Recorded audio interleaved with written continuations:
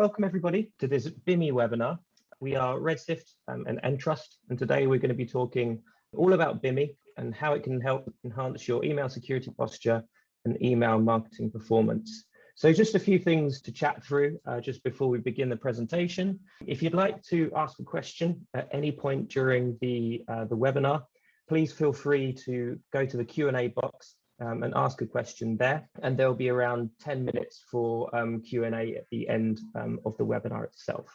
We'll also be running a quick poll just to get some information about where you folks are on your BIMI journey at the minute. So if you could fill that out during the webinar, I'd be really appreciative. So to kick it off, I'm going to hand over to Engin, who's our Director of Product Management here, and Kevin Brown, the Senior Product Manager at Entrust.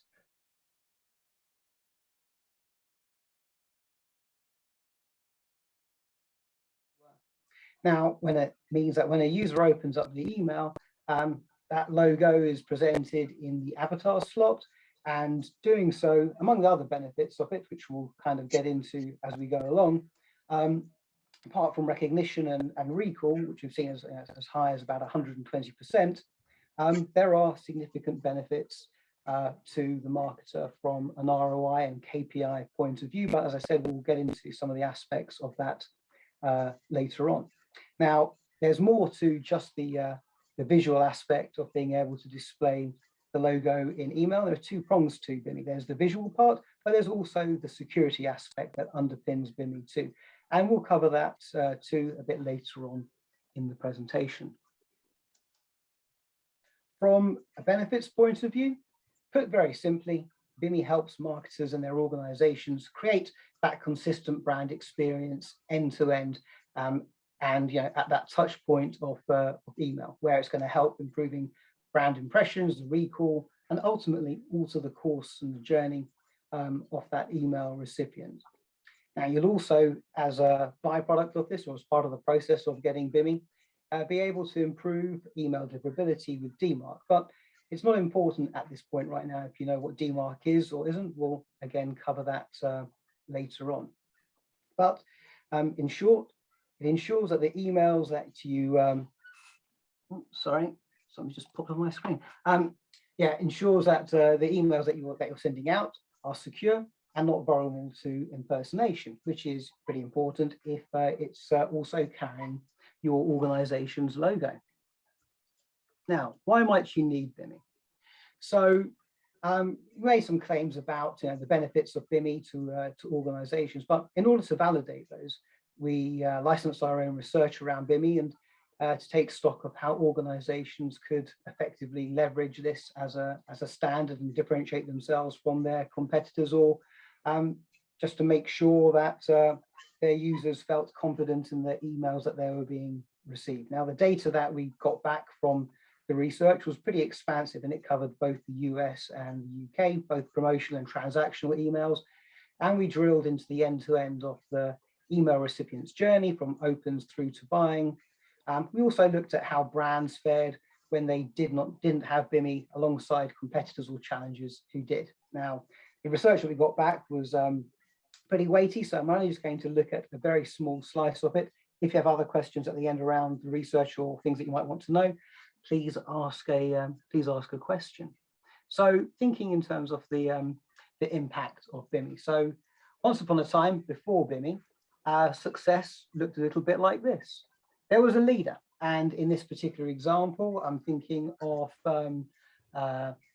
promotional emails that offer food service. I think the question that we asked was, it was Friday evening and you didn't really want to cook, and you're looking for something to inspire you in your inbox.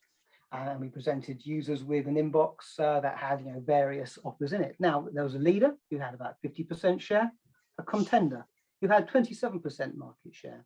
We also put in a ringer with no share whatsoever. There's a completely fictitious brand. Now, this is pre-BIMI, so nobody had any logos whatsoever.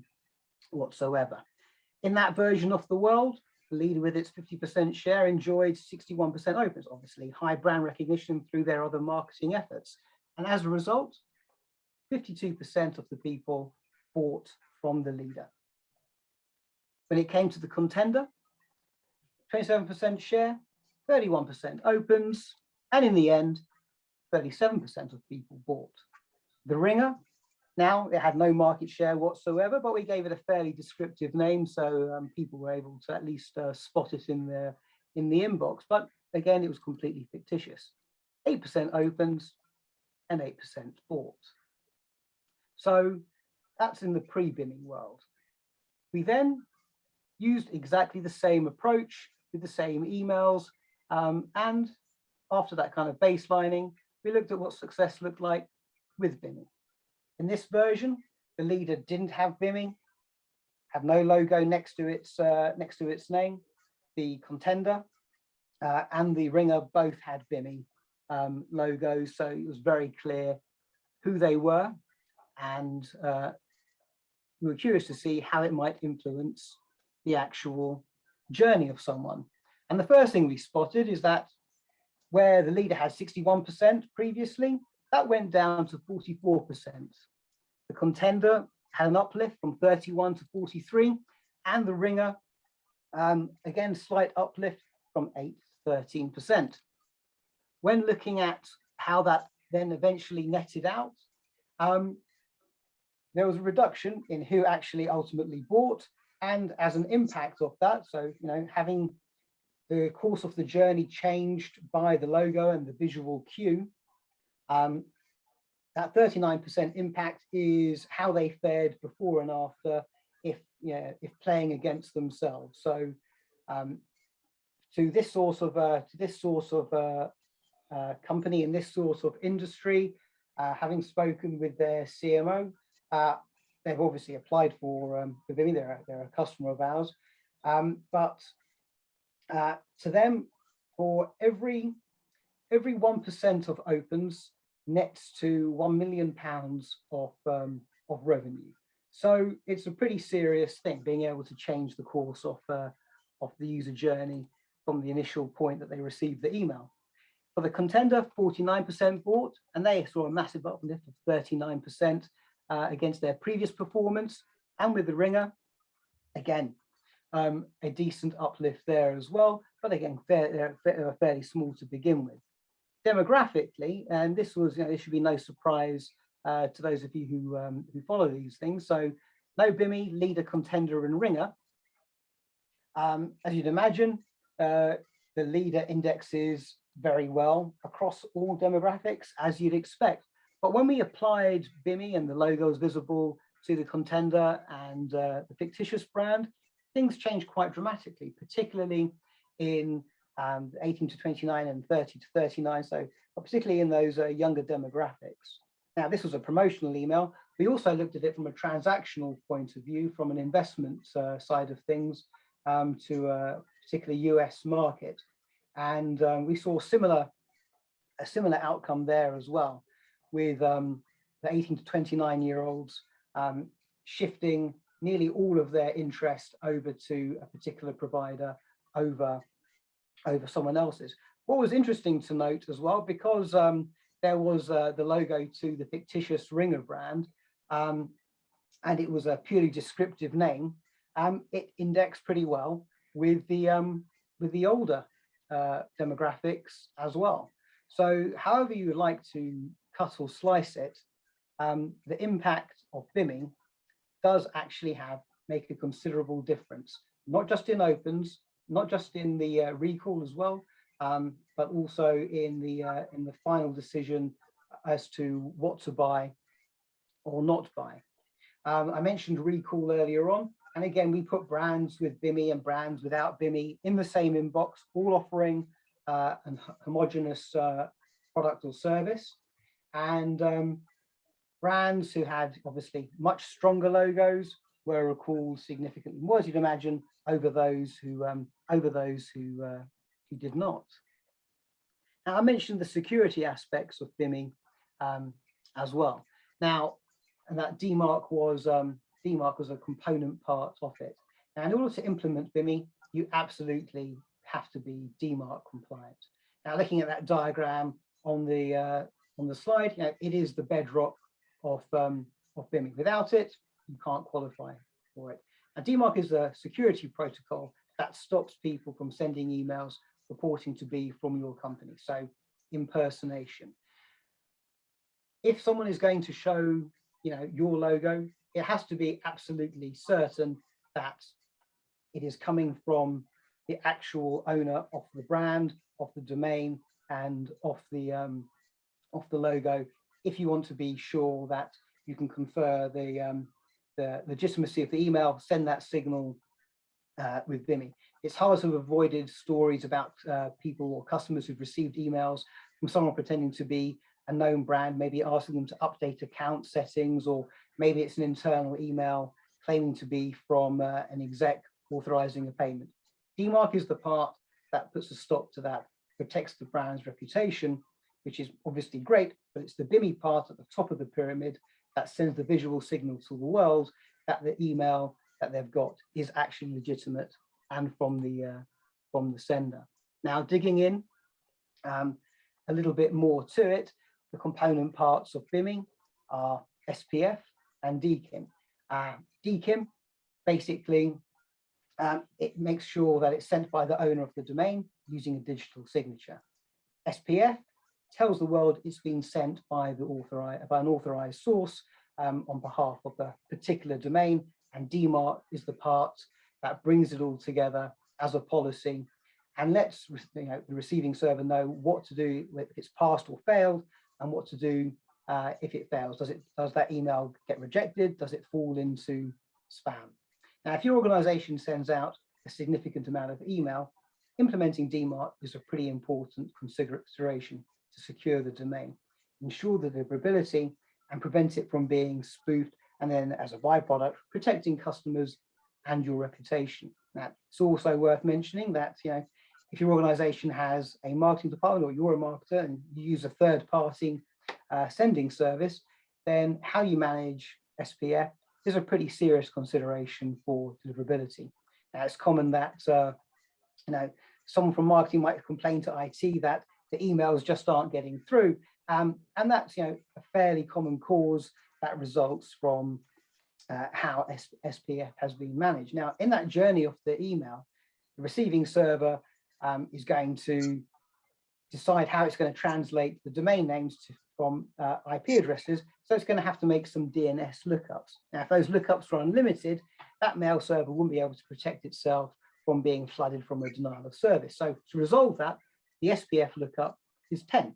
That sounds like a lot, but if your organization uses Google or third-party sending services, then each of those are going to use 3 or 4 lookups each. As soon as you get to 10, that's where you start running into deliverability issues. And so it really isn't very much. Now, we've got customers who've got onwards of 200 lookups. Now, that customer solves that problem using dynamic SPF, which is part of our on DMARC solution, but that's a whole other webinar. The important piece is that by having DMARC, you're able to ensure that the email is legitimate. Also, as part of that research, and going back to that part of it, we didn't expand on DMARC, but we asked the folks as part of that research, rather than explaining BIMI, we focused on the outcome of the combination of DMARC and BIMI with its visual signal, if it would increase their confidence in the emails that they received. And this is the aggregate view, where 85% of people felt very strongly that, or agreed or strongly agreed that the inclusion of BIMI would make an important difference. We also found in the research that the more expensive the item that somebody was buying, the more important this became. So we saw this going into the 90s when we were looking at items in, let's say, high-end clothing and apparel, where the amount of involvement in that decision making was pretty high. Now, at this point, I'll pass you over to Kevin to talk more on VMCs, what they mean, and that component of the BIMI project. Kevin, over to you.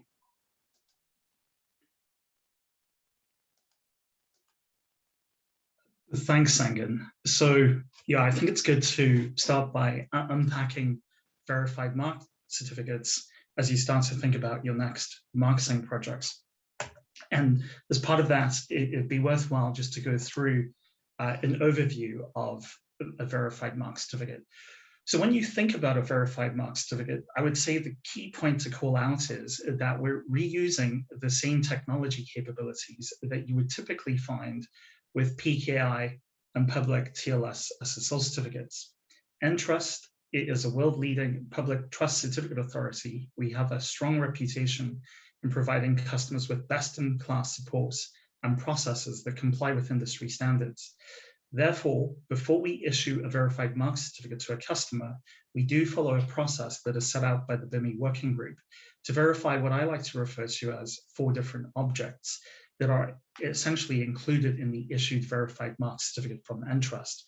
On a high level, these objects are the organization. So when you enroll for a verified mark certificate through Redshift, Entrust wants to ensure that the organization you've supplied us is a registered organization and is in good standing. In addition to that, we also verify the contacts, and we want to ensure that those contacts are employed by the organization that is requesting the verified mark certificates, and that those contacts have the authority to request the verified mark certificates on the company's behalf. And then as a verified mark certificate ultimately includes domains, or 1 or more domains, we also go through a process to ensure that the organization owns the domains that are included in that verified mark certificate. And finally, the final check is really ensuring that the logo that you want to embed inside the verified mark certificate is actually owned by the organization. After Entrust verifies this information, we can then go through a process to issue the verified mark certificate to a hosted URL. And the benefit of issuing it to a hosted URL is that this removes the installation process and requirements for customers. It also streamlines the renewal process, right? Because verified mark certificates have a validity period of around about a year. And then finally, once you go through the verification process with Entrust, the information that Entrust has verified can be reused for other verified mark certificates that you might need to request for up to a period of 12 months. So if you have a second or a third verified mark certificate where the domain is the same, but you've got the same organization, your Entrust can reuse that verified organization information, provided it's within a 12-month period. So when Entrust issues a verified mark certificate, we typically license it to 1 or more domains. And in the context of a VMC, when we talk about a domain, we refer to that domain as an author domain. Simply put, an author domain is the domain to the right of the @ when sending an email. And the way to think about an author domain is that it can either include the base domain. So if you look at the example at the top, the base domain here is entrust.com. Or the author domain could include what we call a subdomain plus the base domain. So in this case, the subdomain is email and the base domain is entrust.com. Giving you email.entrust.com gives you an email author subdomain. So when thinking about the licensing model, it is important to distinguish between the number of author domains as well as author subdomains, as each variation of the domain requires a separate license. This is an easy example, but again, here the point to emphasize here is that with 1 author domain and 1 logo, that you would like to include in your VMC certificate, this ultimately would require 1 verified mark certificate license from Entrust. And as I mentioned earlier, when Entrust goes through the process of issuing the verified mark certificate, that license is valid for a period of 12 months. As you start to think about expanding the number of email author domains and logos, ultimately you would need to consider expanding the VMC licenses as well. And to summarize, this slide's meant to just highlight a few different licensing scenarios and breaks out the number of verified mark certificates you might need to consider based on the number of email author domains and logos that you want to include. I would say the 3 takeaway points from this slide are that the first point is, as you expand the number of author domains, your number of VMC licenses is going to increase. as you expand the number of logos, that can also have an impact on the number of licenses as well. And finally, if you want to expand your logo across different email author subdomains, this would increase your licensing footprints as well. So working with Redshift and Entrust, we can offer customers a single pane of glass whereby you can both view and manage your DMARC services as well as your Entrust verified mark certificates through one experience. Through our combined partnership, Entrust and Redshift mobilize brands to improve their email security strategy and create a more consistent email experience for email recipients. Ultimately, if you were to choose Redshift and Entrust, it would be a win-win for both your info security teams as well as your marketing teams. As we discussed earlier, Entrust authenticates logos with a verified mark certificates, and as Engin mentioned earlier, DMARC provides anti-spoofing technology to help an organization maximize their email deliverability. Thereby combining Redshift's proven method to help a brand block phishing attempts, coupled with Entrust's new verified mark certificates, we're really, through this partnership, bringing together the best of breed technologies. And for the first time as an enterprise, you now have a proven method for showing the customer an authenticated brand logo as part of your email communications. And this is a simple and cost-effective way to help boost your outbound email strategy and brand presence, as Engin was referring to in the earlier research. So through Redshift's integration with Entrust, our goal is to offer customers the value of and power of one partnership and experience. And as Engin is going to show you shortly, Redshift's experience can offer customers a single pane of glass that where we can reduce the friction from the enrollment experience of a verified mark certificate to the installation of that verified mark certificate. Combined, both companies are able to offer a one-on-one service. So what we mean by that is a single rep could manage the end-to-end process for both a verified mark certificate plus your DMARC service. Through one console, you'll have access and visibility into real-time status of both your verified mark certificates and your DMARC service life cycles as well. And as part of that, one invoice that streamlines the billing process for the combined services. And finally, one support service. So combined between both Redshift and Entrust, we're able to offer a follow-the-sun support model from a single point of contact for both verified mark certificates plus DMARC services. And now I'm going to hand you back over to Engin to show you what that experience could look like.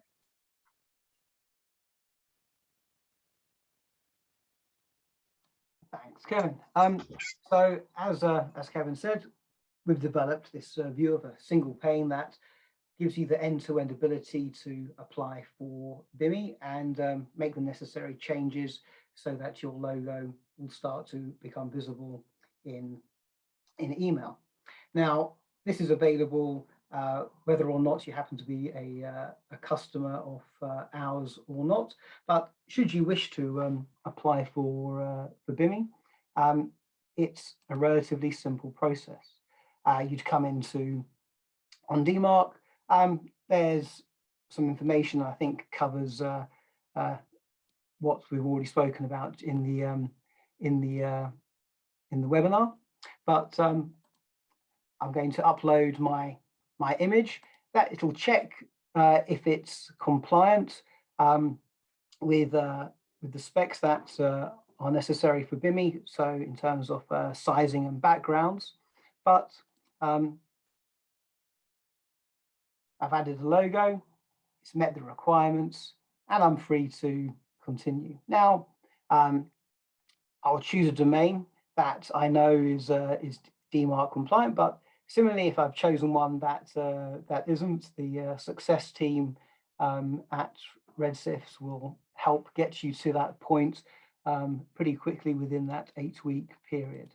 But having chosen a domain, I decide on, there's certain information that's necessary for the certification authority, Entrust, to help process that. So obviously, who is your company? This is all pre-populated as part of a demo. who is the person who's able to actually, who's authorized to apply for that certificate, and ultimately who will end up signing for it.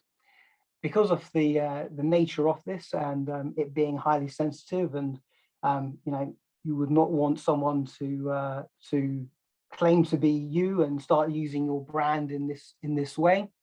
You need to have details of the higher authority, and also provide details of your trademark, its number, jurisdiction, and where it may be found.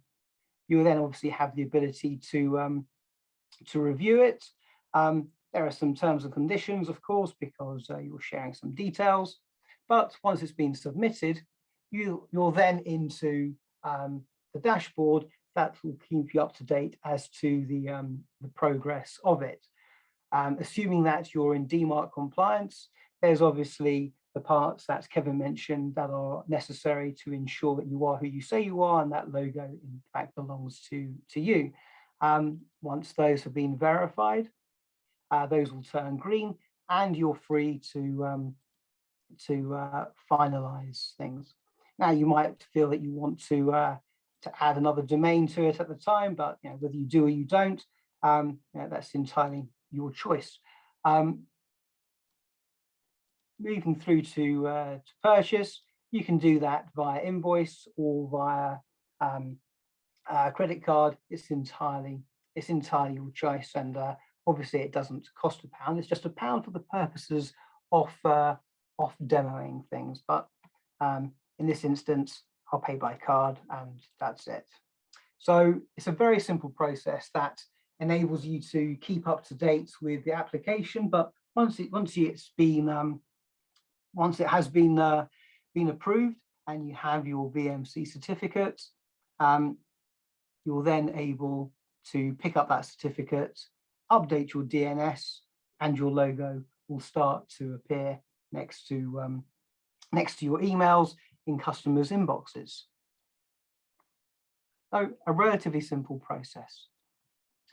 I'm just going to tab back over to the slides and consider what next. Well, from a what next point of view, the process is relatively simple. Once you've decided that you want to embark on the BIMI journey and start, you know, sort of getting some of the benefits that we've spoken to, the two things can run in parallel. If you aren't yet in DMARC compliance, that's a project that your IT department can pick up with us. As I say, we'll get you there within 2 months. Alongside of that, you can also make the application for the BMC. So it's not some kind of waterfall here, but once you've made the decision, the two things can run in parallel.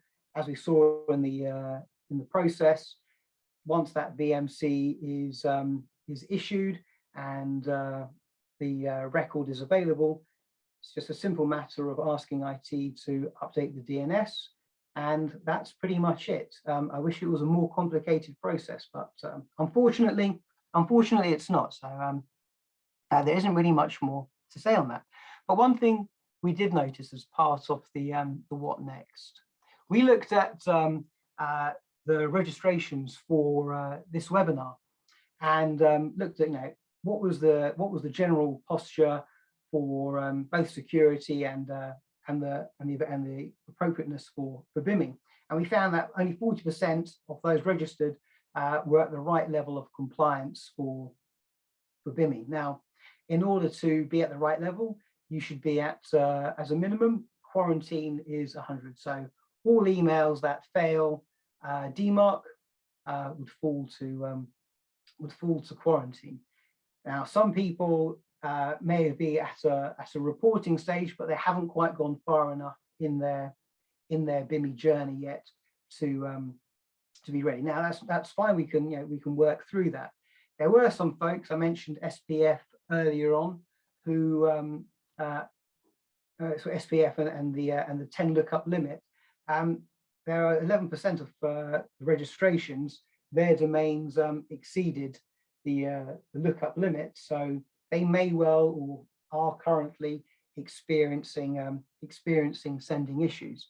But there are ways around it, and there are resources available to help you get through that.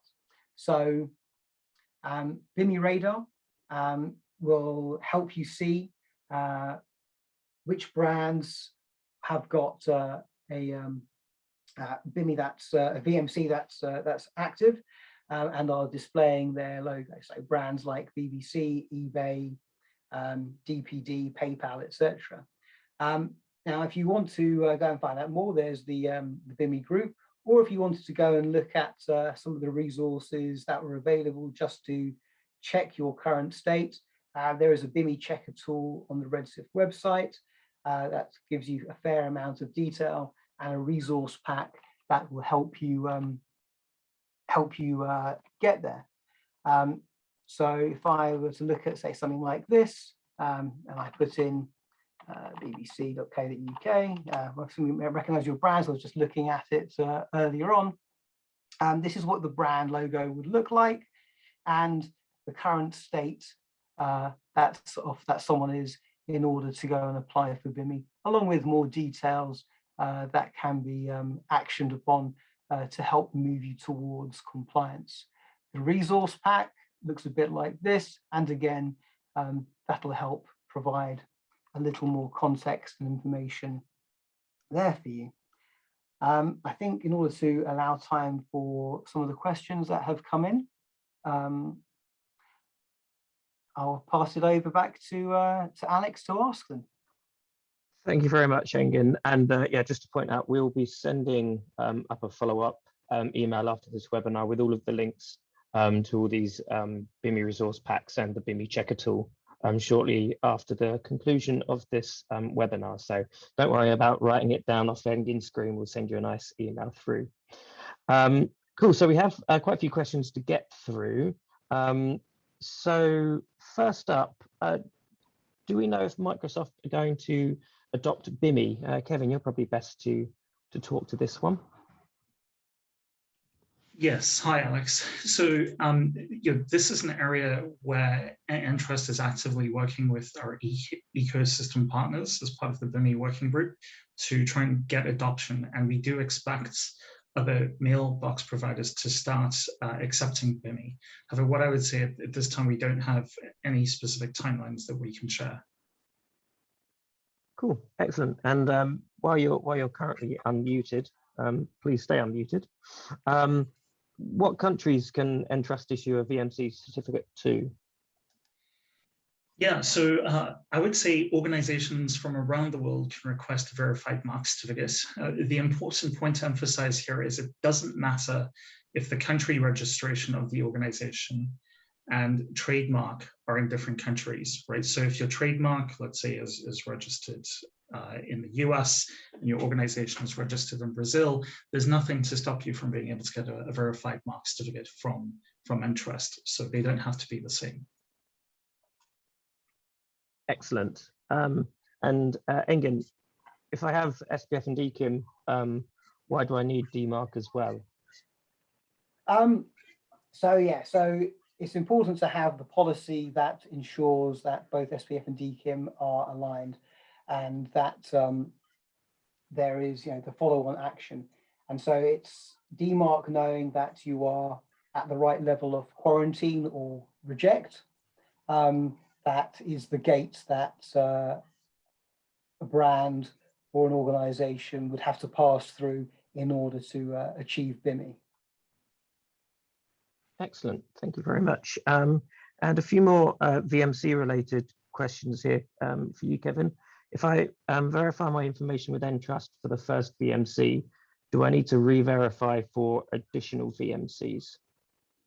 Yeah, the answer here is simple, and that is no. So when Entrust verifies the information, such as your organization, your domain, and your logo, that verified information can be reused for around about a period of 12 months for other verified mark certificates, right? And it's through that verification process as well, because I saw there's another question in the chat where before we issue the verified mark certificate, we're asking the organization that is requesting it to prove that they own and control that domain, right? So we use a variety of industry-leading processes to verify control over the domain, right? So it's not possible for someone to get a verified mark certificate and a logo if you don't own the domain you're requesting it for. As part of our verification process, that request would be rejected.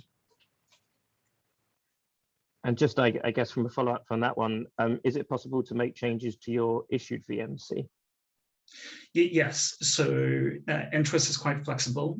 So within the first 30 days, if you've noticed that you want to make changes to the contents of the verified mark certificates, you can go in and modify the contents of the verified mark certificates.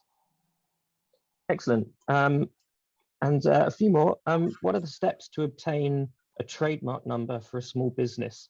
And is this something that Redshift and/or Entrust can assist with? We'd love to say yes, but on that, achieving a trademark, you'd obviously need to go and apply with your local trademark office, whether it's the US or the UK or wherever it happens to be, because they have their own process of making sure that you fit their requirements, that it can be trademarked, and that you aren't potentially infringing on, it looks remarkably similar to the golden arches of McDonald's, perhaps. McDonald's may have a comment on that, or it looks like AWS. So it's not something that that we're able to help with, because it's I guess a separate flow outside of our control. Excellent. And does Entrust have any SLAs for the issuance of certificates and our hosting services? Yes, as I mentioned earlier, one of the value propositions behind Entrust's verified mark certificate is that we also host the certificate through a content delivery network provider, Akamai. So yes, we have very high SLAs, and we take those importantly. When it comes to the issuance of an SSL certificate, our SLA is 99.5%. When it comes to the SLA, as far as the hosting and the availability of the verified mark certificate through our CDN Akamai, that SLA is 99.9%. So again, these are important metrics as you're thinking about rolling out this combined solution. Excellent. And just one final one. Should IT or marketing kick off the project? Engin, I think one of your slides had some good information on this. That's an interesting point. So we've seen organizations where IT have kicked it off or marketing have kicked it off. So, one customer is completely driven by marketing because they understood and saw and wanted the benefits of BIMI in that kind of recognition and altering the customer journey. In another instance, the organization didn't have DMARC at that particular point, and it was in fact the CISO who took the suggestion of BIMI and DMARC to marketing, ran through it. They actually did some separate research for them to help understand the benefits, and it was marketing who then picked up the ball, drove that project. And ultimately, it came from the marketing budget in order to sort of pay for the DMARC compliance and the BMC. Yeah, so it can come from anywhere. And it's also important to know that your IT and marketing team can really work side by side while the marketing team are sorting out the VMC and the trademark stuff. The IT team can be cracking on with DMARC implementation as well. Okay. Absolutely. I mean, we did had a similar conversation with a marketing panel in the US, particularly around deliverability and security posture, which then led to a conversation around their the number of lookups each of them had, and it was slightly a light bulb moment. But it's important for IT and marketing and IT to engage with each other, because it's the channel through which those customer communications flow, and things like this can have a large impact downstream on those emails getting into people's inboxes. Okay, two more questions, 2 more minutes. Will the BIMI record ensure that the email will land in the inbox and not in the spam folder? So that also kind of points a little bit towards sender reputation and other elements of deliverability, but it would certainly help avoiding the spam inbox, right? So being able to have DMARC and being able to tell the receiver that it's DMARC compliant and that it's passed SPF and DKIM is certainly going to help it lift it away from spam and get into the right inbox for someone. Excellent. And just finally, what's to stop the logo being used in a lookalike domain if that lookalike domain has SPF, DKIM, and DMARC, and just host and logo image for BIMI? So somebody hosting an image that looks like I think I might have answered this a little bit earlier. I think Kevin touched on because